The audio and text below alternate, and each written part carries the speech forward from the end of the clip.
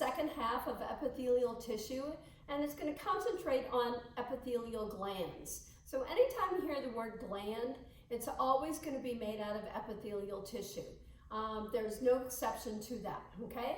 And so basically I gave you one page of notes on ET glands. It's also posted on Moodle, the notes. And so I'm now going to explain them on the board. What type of epithelial glands do we really have? So first of all, you need a quick definition for what is a gland. And a gland is a structure that produces a secretion, okay? And so basically we have many different types of secretion. And so we'll go over those in a minute. So basically, when you talk about a gland, there's two basic parts to a gland, two basic parts. There's this part that's like a straw called the duct, okay, the duct. And then here's the part that's usually round shaped or a sac shape. And this is going to be made out of ET cells. And so it's called the adenomere. Adenomere means end piece. And so that's what actually makes the secretion inside the cells, okay? And so basically your ducts right here, they can be small little ones, they can be larger ones. And so if they're little, they're usually just made out of simple cube ET, making up the little straw-like structure. And if they're a larger type of duct, then they're always made out of stratified columnar right here, or stratified cube ET. And so basically we saw a slide on salivary glands, and that's what we were looking at, were the ducts, where we found stratified cube or stratified columnar in some of the ducts. So those are usually really large ones. All right, and then the adenomere down here, the adenomere is usually made out of simple cube ET cells. Usually 90% of all glands in the human body are made out of simple cube ET cells that will make the secretion, okay? And so they'll be making the secretion inside these cells. So I'll just make it orange right here real quick. And here's the secretion made in the simple cube ET cells. Or they could be 10% of ET glands are made out of simple columnar ET. And they can make the secretion in their organelles. So basically, what organelles are going to make the secretions? So the organelles that make the secretion are basically the RER, the rough endoplasmic reticulum, the SER, the smooth endoplasmic reticulum, the big G for Golgi, and the ribosomes that can float loose in the cytoplasm. So those are the organelles that will produce the different types of secretions, okay? All right, and so how are you going to get the secretion to come out of the cells? Well, we'll be discussing that in a minute, but the secretion is going to come out of these cells and it accumulates in this central space, in the middle right here. And we have a name for this central space, and that's called the lumen, okay? It's abbreviated with a capital L. And so how are you going to get all this liquid or wax or milk? How are you going to get it to go up the duct? Just think straw right here. Well, you've got to have some muscle power. So around the adenomere right here, I have green cells, little green cells, and these are called myoepithelial cells. And so what are they going to be made out of? Smooth MT, smooth muscle, is going to make these cells right here. And so I can put SMT right here, smooth muscle. And so myo means muscle right there, okay? And so that's going to squeeze the end piece, the simple cubes or columnars, and then the secretion is going to go forced up the duct and out. It's going to go up and out. And so you have to have some source of power to get that to squeeze and go up. All right, so that's the major features of a gland. We've got a duct and we've got the adenomere. All right, so now we've got two main kinds of glands in the human body, okay? Two main kinds. And so we have an exocrine glands, and we have endocrine glands, okay? And so let's do endocrine first, and then we'll do the exocrine last. And so endocrine means, endo means basically there is no duct. There's no duct. They just have adenomers. They just have adenomers making the secretion. And so here is an example of an endocrine gland right here. So here's the adenomere, simple QBT, and they're going to make their secretion, their orange secretion right here, and it's going to get squeezed out, myoepithelial cells. It's going to get squeezed out, and it goes in a capillary. It's got to get loaded into a capillary. So it goes from a high concentration to a low concentration. And so basically, it's going to load the secretion into the capillaries. So the secretion goes into a blood or a lymph capillary. And what is lymph? Lymph is just leaked plasma that doesn't get squeezed back into a cardiovascular capillary. So we have two kinds of capillaries, and we discuss those more in A&P2. So what do we call all the secretions that come out of these adenomers that go right into the blood or they go into the lymphatic system? We call them hormones, okay? All the secretions in endocrine glands are called hormones, okay? And so hormones have specific names, of course, and we have many hormones, but basically these are some common ones. Maybe you've heard of thyroxine, okay? Adrenaline, we have growth hormone, and we have prolactin right there. And so we have many more hormones, and we'll be studying those as we go along into the body systems. So after the names of these specific hormones right here, basically, then we can name the endocrine glands. So all endocrine glands are actually in the endocrine system. And we study those as we go along with each system. We talk about hormones related specifically to each system. And so some examples of glands, endocrine glands, are like your thyroid, which is in the neck, your pituitary up underneath the middle part of the brain, the adrenals on top of your kidney, pineal gland in the middle part of the brain, and there are a few more endocrine organs. But we will study these as a system at the very end of A&P2. But we will always be talking about hormones as we go along. So that's one of the kinds of glands we have. One of the types of glands, endocrine, where the secretion goes into capillaries, cardiovascular or lymphatic, and they're all called hormones. All right, now the other one that we have many more of are called exocrine glands, right here, exocrine glands. And exocrine glands have to have a duct attached to their adenomere.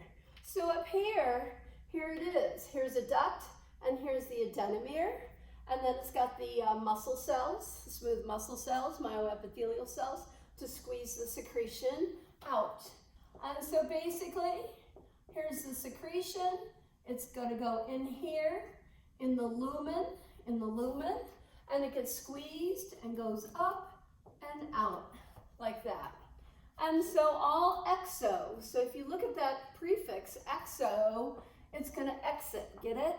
Exit the body. So it's going to leave and go to a body surface, or it can go into a body space or cavity, okay?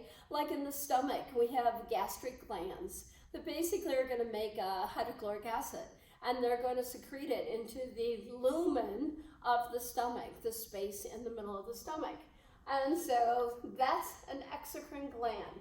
So exocrine glands, basically, they have specific names for their secretions, specific names.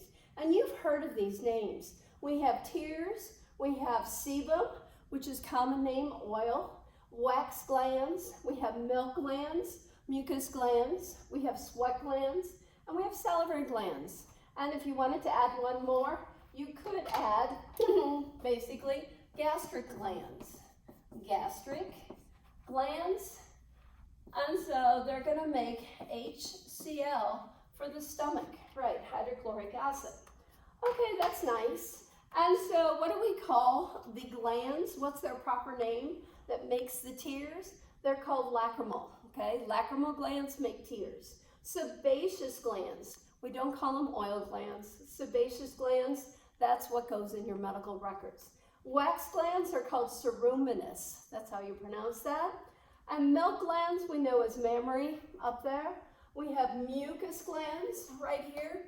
Make mucus, that's easy. Sweat glands are called eccrine. And saliva comes from salivary glands. And hydrochloric acid basically comes from gastric glands, okay? And so those are some examples of our glands. Okay, I've made a few little visual aids to help you visualize what a gland really looks like grossly. But I used a balloon here and I just put the cells around the balloon base. And so this would be like the adenomere. And then I put some little cotton balls in here, and that would be the secretion sitting in the lumen, the space in the middle. And then here's the duct right here, the duct that's going to take the secretion up and out and say this is your skin.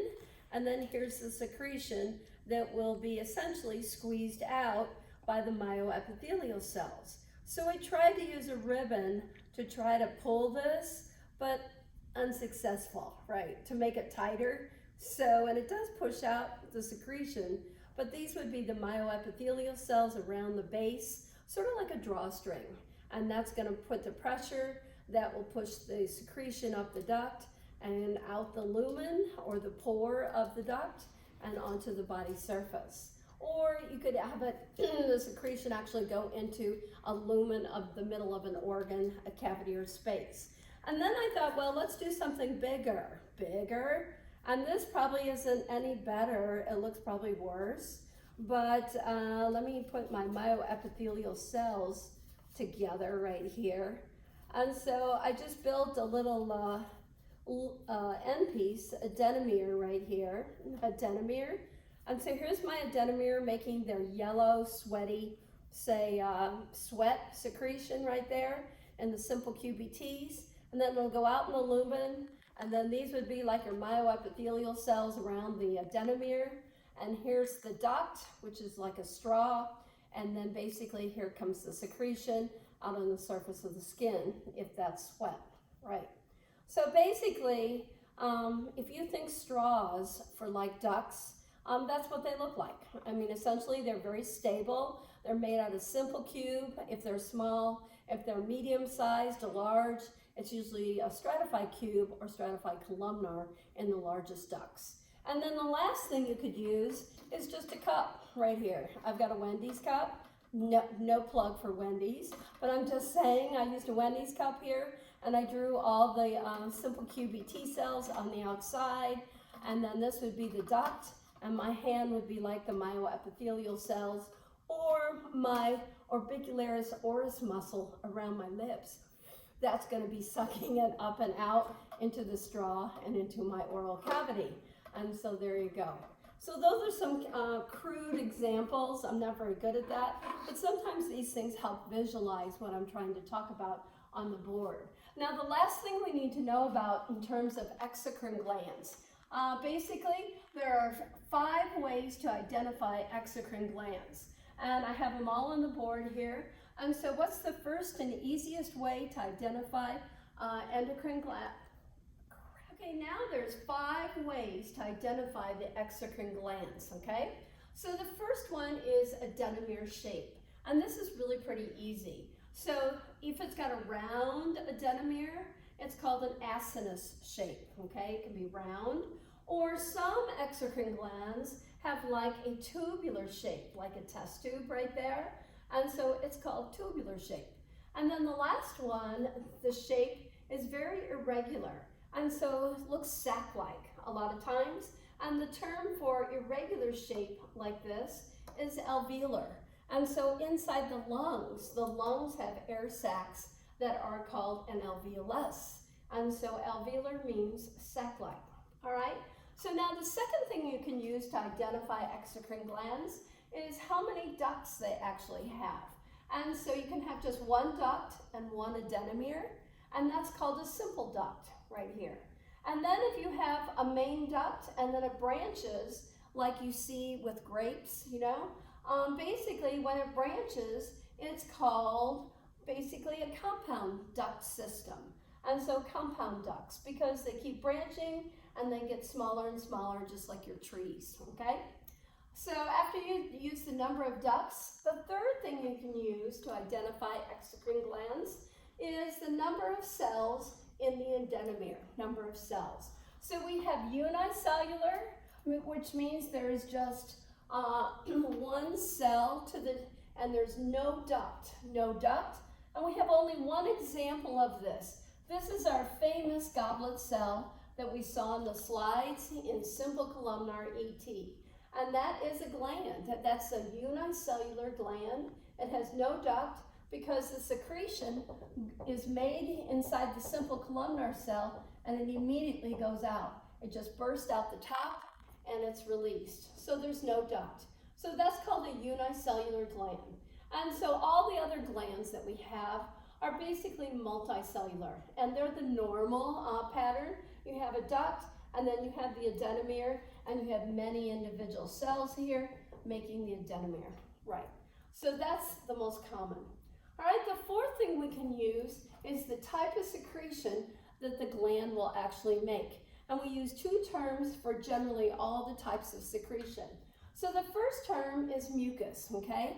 And so if you have a mucus secretion coming out, in general, it doesn't mean like mucus in your nose, which it does refer to that, but basically it's got a low amount of water, it's high in enzymes, which speed up or slow down chemical reactions, and all your enzymes are made out of protein. Always remember that. And it's also full of glycoproteins, a high level of glycoproteins, which is starch, right? So starch and protein. So mucus has a pH of 9, so it's a base, and so it's really, really used a lot, mucus type secretions, for adjusting pH in various places in the body. And then the other kind of secretions we have, they're all known as serous secretions. So they have to have a high amount of water in them, they are high enzymes, and they have an acid pH of 5, slightly acidic. And so serous secretions. So like milk is a serous secretion, and it actually has a pH of 5. It's a type of sweat. Sweat is a serous secretion. And so actually even the wax in your ears is considered a serous type secretion. And so it's amazing. But anyway, we can use these two general terms to describe the type of secretion. And then the last thing we can use is the mode of secretion. What does that mean? It refers to how the secretion leaves the endomere cells. How does it get out of the endomere cells? And so here are the words we're going to use. First of all, we use apocrine secretion.